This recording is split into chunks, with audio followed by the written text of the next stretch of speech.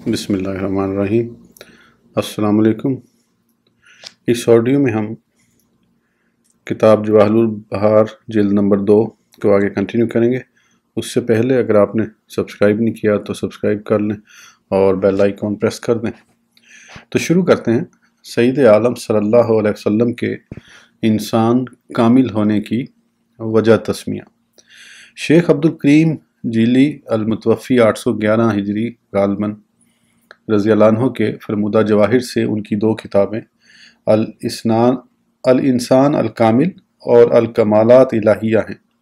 चुनांचे शेख अब्दुल करीम जीली रज़ी अल्लाह अन्हु अपनी किताब अल इंसान अल कामिल के 60वें बाब में फरमाते हैं, तुम्हें मालूम हो कि ये बाब इस किताब के तमाम अबवाब से नफीस है, बल्कि यूँ समझ लो कि ये बाब अज़ इब्तदा ता इंतहा सारी किताब की शरह है।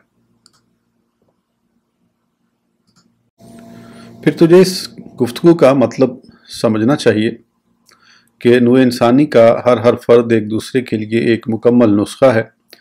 लोगों के आर्जा से कता नज़र अफराद इंसानी में से जो वस्फ़ व खूबी एक फ़र्द में है उसका फुकदान दूसरे में नहीं है। आर्जा की मिसाल ऐसे है जैसे एक शख्स के हाथ और कदम मकतू हों या कोई आदमी शिकमे मादिर में किसी आर्जे की बदौलत नाबीना मुतवल्लिद हो तो ये अमूर दरखोर एतना ना होंगे, और जब आर्जे का तहक्कुक नापैद होगा तो फिर नूए इंसानी का हर फर्द इन दो आमने सामने शीशों की मानिंद होगा। उनमें से जब कोई शय एक में मौजूद होगी तो वही शय दूसरे में भी मुतहक्किक होगी। लेकिन बाज़ अफराद इंसानी में अशिया बिलकुवा होती हैं और बाज़ में बिलफ़ेल, और जिनमें अशिया बिलफ़ेल होती हैं वो हज़रात अंबिया किराम अलैहिमुस्सलाम और औलिया कामलीन अलैहिम रिज़वान हैं। फिर उन कामिल हज़रात के कमाल में भी तफावुत होता है, उनमें से बाज़ कामिल और बाज़ अकमल होते हैं। फिर इस कमाल में इनफरादी और कतई तौर पर जो हकीकत सईद आलम मोहम्मद रसूलुल्लाह सल्लल्लाहु अलैहि वसल्लम के लिए मुतय्यन है उसका तय्यन किसी और के लिए नहीं है। सईद आलम सल्लल्लाहु अलैहि वसल्लम के अखलाक, अहवाल, अफ़ाल और कुछ अक़वाल इस अमर के शाहिद हैं। लिहाजा इंसान कामिल सईद आलम सल्लल्लाहु अलैहि वसल्लम ही हैं और दूसरे अंबिया किराम और औलिया कामलीन सलातुल्लाह अलैहिम का सईद आलम सल्लल्लाहु अलैहि वसल्लम से इस तरह इल्हाक है जैसे कामिल का अकमल से इल्हाक होता है। और अंबिया किराम अलैहिमुस्सलाम और कामलीन औलिया की सैयद आलम सल्लल्लाहु अलैहि वसल्लम की तरफ वही निस्बत है जो फाजिल को अफजल से निस्बत होती है। लेकिन मेरी तसानीफ में जहाँ भी मुतलकन इंसान कामिल का लफ्ज़ आएगा तो उससे सईद आलम सल्लल्लाहु अलैहि वसल्लम के बरतर मुकाम और रफ़ी व अकमल महल के अदब के पेश नज़र मेरी मुराद हज़रत मोहम्मद रसूलुल्लाह सल्लल्लाहु अलैहि वसल्लम ही की ज़ात ग्रामी होगी। मेरे इस नाम रखने में इंसान कामिल के मुतलिक मुकाम की तरफ कई ऐसे रमूज़ व इशारात हैं कि जिनकी सईद आलम सल्लल्लाहु अलैहि वसल्लम के अलावा किसी और की तरफ इजाफत नहीं की जा सकती, और ना ही इन इशारात की सईद आलम सल्लल्लाहु अलैहि वसल्लम के अलावा किसी और के लिए निस्बत करना जायज़ है, क्योंकि इंसान कामिल बिल-इत्तिफाक सईद आलम सल्लल्लाहु अलैहि वसल्लम ही हैं। जो कमाल सईद आलम सल्लल्लाहु अलैहि वसल्लम के खल्क और खुल्क में है वो दूसरे कामलीन में नहीं है। मैंने इसी पारा में ये कसीदा जो अल-दुर्रा अल-वहीद फ़ी अल-जा अल-सईदा से मौसूम है कहा है। शेख जीली रज़ी अल्लाह ताला अन्हु का नफीस कसीदा अल-दुर्रा अल-वहीद फ़ी अल-हुजा अल-सईदा। दिल में उसके सरमखनून ने वजद की पैरवी की और दिल के निहाहाना और उसकी ज़ुबान ने मलामत करने वालों की नाफरमानी की। दिल ने आँखों के सुर्ख नगीने बांध दिए क्योंकि दिल और उसके हम नवाओं ने वो नगीने खो दिए थे। दिल ने बेदारी से उल्फत की और बेखबर न हुआ, गोया उसकी आँखों की पुतली ने उसकी पलकों में बारीक डोरी को परो दिया। दिल घरों की दूरी पर आंसू बहाता है, इसके मुतल्लिक साथी से पूछ के उनसे कितने हौज भर चुके हैं। बिजली की कड़क तो उसका रोना है और आग उसका सांस है, اور اس کی ٹیڑھی پلکیں بارش اور بجلی کی چمک ہیں۔ وہ دل گویا آنسوؤں کا سمندر ہے جس نے اپنے موتی پھینکتے پھینکتے ختم کر دیے اور پھر اس کے مونگے ظاہر ہونے لگے، یعنی اس کی آنکھوں میں پیلاہٹ آ گئی۔ اور اگر کوئی پرندہ درخت کے اوپر چہچہایا ہے تو وہ اس کبوتر کو آواز دیتا ہے جو اڑ رہا ہو، اور وہ دل اس افسردہ سواری کی مانند غم بڑھاتا ہے کہ جسے اس کے سوار نے مرغزار کی جانب سے کھینچ لیا ہو۔ کریم اربوں سے نرمی کا متلاشی رہ، البتہ ان کے فراق میں زمانے برباد ہو گئے۔ تجھے ان کا غلبہ اور ان کی رفت خوف زدہ نہ کرے، یہ گھران کے وفد کے ہی وطن ہیں۔ ہاں ہاں، لیکن تو بات کو فراموش نہ کر، کیونکہ ان کی محبت عشق کی ایک ایسی داستان ہے جس کا ذکر مسلسل رہا ہے۔ وہ ان کے یقینی ملاپ سے مایوس نہیں ہوئے، بلکہ اس سے انہوں نے پیار بڑھایا کہ وہ اس کے دوست ہیں۔ یقیناً میں ان سے محبت کے پیمان کی حفاظت کرنا جانتا تھا، کاش وہ میری بات جانتے کہ وہ اس کے برادر ہیں، اور میں حتماً محبوب کی شان میں اپنے پیمان وفا کو خیانت سے پاک کرتا ہوں، اور اس کی شان بھی یہی ہے۔ اللہ جل مجدہ میرے احباب کو سلامت رکھے اور انہیں وہ پانی پلائے جس کی بارش کی اس کے بادلوں نے بخشش کی ہے۔ اللہ جل مجدہ اس بارش کے طفیل نشیبی مقام سرسبز و شاداب کرے، اور وہ ہمیشہ آباد رہے جس کی ٹہنیاں اس کے پتوں کے ساتھ جھومتی ہیں۔ اس قبیلہ والوں پر حیرت ہے کہ انہیں خشک سالی کیسے مغموم کرتی ہے جبکہ ان کا بن ہریالی سے معمور ہے۔ اس کا وفد پیاسا کیسے رہ سکتا ہے جبکہ ان کے پاس وہ سمندر ہے جس کے کنارے جوش زن ہیں۔ وہ ایسا آفتاب ہے جو کمال کے محور پر گھومتے ہوئے چمکتا ہے، اور وہ ایسا ماہتاب ہے جس کی سیرگاہ آسمان کی رفت ہے۔ وہ بڑائی کی بلندی ہے، وہ عزت کا وہ مرکز ہے جس کے ارد گرد رفت کا پاٹ گھومتا ہے۔ وہ بادشاہ ہے اور رفت کے مواجہ میں عرش اعظم کے اوپر اس کا پایہ ثبات ہے۔ اگر وہ وجود حقیقت بیان کریں تو وہ محض ایک بلبلہ ہے جسے اس کے مٹکے نے بھرا ہوا ہے۔ ہر شے اسی میں ہے اور اسی سے ہے، اور اسی کے پاس زمانوں کی فنا ہے جبکہ اس کے زمانے ہمیشہ رہیں گے۔ اس کی رفت کے آسمان تلے تمام مخلوق رائی کے دانے کی طرح ہے، اور وہاں امیر کی زبان اسے کاٹ دیتی ہے، اور اس کے پاس تمام موجودات انگلی میں پہنی ہوئی انگشتری کی مانند ہیں، اور ان موجودات کے تمام اعتبارات اسی سے وابستہ ہیں۔ اس کے لبریز سمندر میں تمام زمین و آسمان ایک قطرہ کی مانند ہیں، بلکہ اس کا مکان اس سے بھی ماورا ہے۔ آسمان سے ورے تمام فرشتگان اس کی پیروی کرتے ہیں، جس کا فیصلہ اس کی انگلیاں کر دیں، لوح محفوظ وہی نافذ کرتا ہے۔ اور جب تمہارے لیے مضبوط کھجور کو بلایا تو وہ بچہ آہو کی مانند دوڑتی ہوئی آئی۔ آپ کے لیے انگلی کے اشارے سے چاند کو ٹکڑے کر دینا ہی بہت ہے، جبکہ چاند کی پختگی کا دور کر دینا اس سے کہیں برتر ہے۔ ان کے بلند منصب کی مخلوق گواہ ہے، اور سب سے اچھی دلیل وہ ہوتی ہے کہ جس کی تمام مخلوق گواہ ہو۔ نقطہ تحقیق اور اس کی پرکار وہی ہیں، شریعت کا مرکزی مکان بھی وہی ہیں۔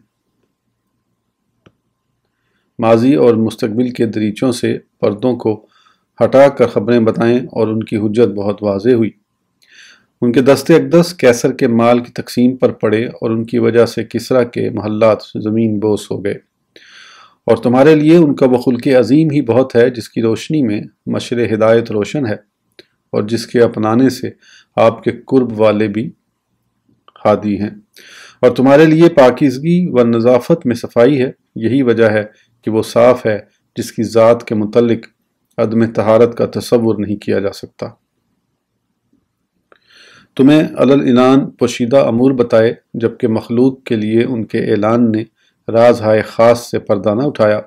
انہوں نے خالص سنہری پراگندہ موتیوں کو اپنی حدیث کی لڑی میں پرو دیا، حتیٰ کہ جس امانت میں کسی نے خیانت کا قصد کیا، آپ نے اس میں بلا خیانت امانت کی وفا کا حق ادا کر دیا۔ اللہ کافی ہے، احمد مجتبیٰ صلی اللہ علیہ وسلم کا کمال لامتناہی ہے، اور ان کی توصیف و ستائش میں ہمارے پاس قرآن موجود ہے۔ اللہ قسم، احمد مجتبیٰ صلی اللہ علیہ وسلم کی انتہا تک نہیں پہنچا جا سکتا، کیونکہ تمام انتہائی غایات ان کی ابتدا ہیں۔ جب تک ساز معنی کے تاروں سے واضح البیان کلمات کا نغمہ پھوٹتا رہے اس وقت تک اللہ جل مجدہ آپ صلی اللہ علیہ وسلم پر درود و سلام نشاور فرماتا رہے،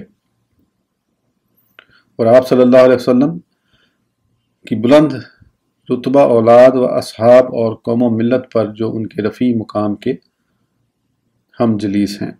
سید عالم صلی اللہ علیہ وسلم وجود کائنات کا محور ہیں۔ تو جان لے اللہ عظمہ تیری محافظت فرمائے، بے شک انسان کامل ایک ایسا محور ہے جس پر اول سے آخر تک افلاک وجود گردش کرتے ہیں، پھر جب سے وجود ہے وہ انسان کامل ہمیشہ ہمیشہ کے لیے ایک ہی ہے، پھر وہ انسان کامل مختلف لباس میں ملبوس ہے، اور پھر اس انسان کامل کا ایک لباس کے اعتبار سے جو نام ہے وہ دوسرے لباس کے اعتبار سے نہیں ہے، بس اس کا اصل اسم گرامی محمد صلی اللہ علیہ وسلم ہے، اور اس کی کنیت ابو القاسم صلی اللہ علیہ وسلم ہے، اور اس کا وصف عبداللہ ہے، اور اس کا لقب شمس الدین ہے۔ پھر دوسرے ملابس کے اعتبار سے اس کے علیحدہ اسامی ہیں، پھر ہر زمانے میں اس کے مناسب لباس کے اعتبار سے اس کا نام ہے۔ یہی وجہ ہے کہ میں اپنے استاد کامل حضرت شیخ شرف الدین اسماعیل جبرتی رضی اللہ عنہ کی صورت میں سید عالم صلی اللہ علیہ وسلم کی زیارت سے مشرف ہوا، مگر میں یہ جانتا تھا کہ یہ سید عالم صلی اللہ علیہ وسلم ہے، میں تو یہی سمجھتا رہا کہ یہ میرے شیخ قدسرہ ہیں۔ یہ میرے ان تمام مشاہدات میں سے ایک واقعہ ہے جس کا 796 ہجری میں زبید میں نے مشاہدہ کیا۔ ازاں بعد شیخ عبدالکریم جیلی رضی اللہ عنہ نے اس بابت ایک لمبا چوڑا کلام ذکر کیا ہے جسے میرے جیسے اکثر لوگ نہیں سمجھ سکتے، اسی لیے میں نے اس جگہ ذکر نہیں کیا۔ جسے اس کے مطالعے کا شوق ہو اسے شیخ رضی اللہ عنہ کی مذکورہ کتاب الانسان الکامل کی طرف رجوع کرنا چاہیے۔ شیخ عبدالکریم جیلی رضی اللہ عنہ کا ایمان افروز باطل سوز خطبہ۔ حضرت شیخ عبدالکریم جیلی رضی اللہ عنہ کے فرمودہ جواہر سے ان کا وہ خطبہ رفیہ ہے، انہوں نے اپنی کتاب الکمالات الالہیہ فی الصفات المحمدیہ میں ذکر فرمایا ہے۔ یہ ایک نفیس کتاب ہے جس کا حجم تقریباً 6 جزو کا ہے۔ سبھی خوبیاں اس اللہ جل مجدہ کو جس نے حضرت محمد صلی اللہ علیہ وسلم کو مظہر کمال بنایا اور جنہیں اپنے تمام جمالی و جلالی صفات سے آراستہ فرمایا، اور جنہیں مقام قاب قوسین اور مقام ادنا میں وسیلہ کی فضیلت سے مختص فرمایا، پھر مقام ادنا کی سرفرازی کے بعد دنیا میں اپنے اسماء حسنہ کا مورد بنا کر جنہیں غلبہ عطا فرمایا، اور جنہیں تقدس تاب قرب سے برتر و بالا مقام میں جاگزی فرمایا، اور جنہیں دلربا ہمسائیگی سے اعلیٰ مقام میں فروکش فرمایا، اور جنہیں کائنات میں اپنی برتری ذات کا نمونہ اور اپنے تمام اسماء و صفات کا آئینہ بنایا، اور جن پر اپنے بلند پایا ظاہری و باطنی دلائل نازل فرمائے، اور جنہیں تمام اشیاء کی اندرونی و بیرونی حقیقتوں سے روشناس فرمایا۔ اسی برتر و بالا ذات کے لیے سبھی خوبیاں ہیں جس نے محمد رسول اللہ صلی اللہ علیہ وسلم کو نیست و حست کے استعمال کے لیے ہر لحاظ سے ایک بڑا نسخہ بنایا، اور جس نے ان کے دستے فیض رساں پر خزانہ جود و سخا کے کواڑ وا فرمائے۔ میں اس کی وہی تعریف کروں گا جو اس نے خود اپنے لیے کی ہے، کیونکہ اپنے مقدس کمالات کے قابل وہی ہے، اور میں اس کا وہ شکر کرتا ہوں جو بہت ہی برتر اور کثیر نعمتوں کے باعث مسلسل ہے، جو اپنی انتہا کو پہنچنے کے سبب بلند و بالا مکان کی نہایت کو پہنچا ہوا ہے، جو متعدد ستائشوں اور خوبیوں کا مالک ہے، جو اپنی ذات جلیلہ، صفات علیہ اور تمام اسماء حسنہ جو اس کے لائق ہیں سے نقاب کشائی فرمانے والا ہے۔ میں حال و کال سے اس کی وہی ثنا کرتا ہوں جس کے سامنے مقام نیاز میں کھڑے ہو کر جس ذات اقدس نے کی تھی، اور اسی کی ثنا اسی کے سپرد کرتے ہوئے حضیرہ اقدس میں ادب بجا لاتے ہوئے یوں عرض کیا تھا: لا احصی ثناء علیک انت کما اثنیت علی نفسک۔ اس کے بعد شیخ رضی اللہ عنہ نے فرمایا، اللہ عز و جل اس کے ذی وجاہت اور پسندیدہ خصلتوں کے حامل والد گرامی کا بھلا کرے۔ بے شک وہ بلند ترین کوشش پر جلوہ افروز ہیں اور انہوں نے اللہ جل مجدہ کی طرف عالی ہمت افراد کی راہ اپنائی ہے۔ اس لیے میں بھی اس ذات گرامی کی راہ چلتا ہوں جو نور اعظم ہے، جو جامع البیان اور فصیح اللسان ہے، جو مظہر اکمل و افہم ہے، جو حبیب مقرب و معظم اور دل ربائے محترم و مکرم ہے، جو نور الانوار اور معدن الاسرار ہے، جو لباس فخر و مباحات کی زینت ہے، جو سلطنت اقتدار و تصرف کا تاج ہے، جو عقد نبوت کا واسطہ ہے، جو فتوح و سخاوت اور جود و کرم کا بحر بے کناں ہے، جو صدف وجود کا در یکتا ہے، جو محضن عطا اور منبع فضائل ہے، جو رافت و رحمت اور جلالت و ہیبت کے حقائق کا جامع ہے، جو ربانی نظر عنایت کا مورد و مرکز ہے، جو ازل میں ہر ایک کمال کی اکملیت سے موصوف ہے، جو انسانی بول چال کا لب لباب اور خلاصہ ہے، جو مملکت موجودات کا فرما روا ہے، جو مرتبہ سلطانیہ کے مرکز میں خلفاء کو منتخب فرمانے والا ہے، جو ہر اس شے کا سربراہ ہے جس پر ما سوا اللہ کا اطلاق ہو سکتا ہے، جو اس وقت بھی برتری مراتب میں جلوہ نما تھے جبکہ حضرت آدم علیہ السلام ہنوز کیچڑ میں ہی تھے، جن کا اسم گرامی محمد صلی اللہ علیہ وسلم ہے، وہی مالک لوائے حمد ہیں، وہی اللہ جل مجدہ کے عبد اکرم اور اس کے رسول عالم ہیں۔ اللہ جل مجدہ آپ صلی اللہ علیہ وسلم پر اور آپ صلی اللہ علیہ وسلم کی طرف نسبت رکھنے والے آپ صلی اللہ علیہ وسلم کے ہم منصب حضرات انبیاء کرام اور رسل اعظام جو دین کے اصولوں کی اساس رکھنے کے لیے آپ صلی اللہ علیہ وسلم کے نائب ہو کر دنیا میں تشریف لائے پر رحمت کاملہ اور برکت شاملہ نازل فرمائے۔ پھر شیخ عبد الکریم جیلی رضی اللہ عنہ نے ذکر فرمایا کہ انہیں ربیع الاول شریف 803 ہجرہ النبویہ علی صاحبہ افضل صلاۃ والسلام کے شروع میں اللہ جل مجدہ کی طرف اس کتاب کے لکھنے کا استخارے کے ذریعے سے اشارہ ہوا اور وہ اس وقت فلسطین کے غزہ شہر میں مقیم تھے۔